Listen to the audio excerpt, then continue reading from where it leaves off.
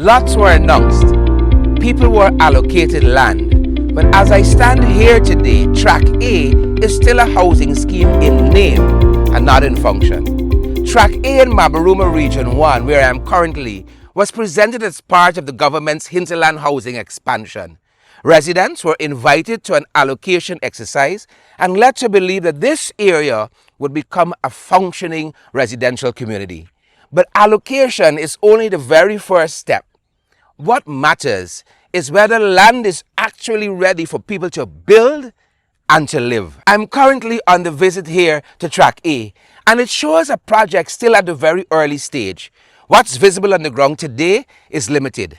Basic earthworks and a roughly graded path, incomplete drainage, shallow trenches, and unfinished culverts. No visible water infrastructure, no mains, no valves, no meter boxes, no electricity infrastructure, no poles, no transformers, no service lines. There is no active construction underway that we can observe during this visit. Machinery is present but idle, and there is no sign of residents preparing to build, no foundation, no materials, no fencing.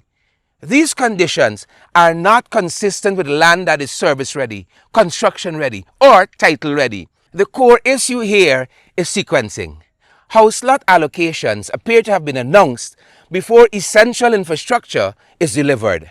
And there has been no clear public disclosure on how many allocations were issued, whether titles or transports have been granted, who the contractors are, or what the budgets and timelines look like. When announcements move faster than delivery, uncertainty replaces confidence. Families in Mabaruma were hopeful, as families who were promised land anywhere would be. Land ownership is not a small promise. Every Guyanese knows that. It is about stability, security, and future planning. But you cannot build a home without drainage. You cannot live without water or electricity. And you cannot plan your life around unanswered questions. What is needed now is transparency, accountability, and, of course, good governance in the housing sector.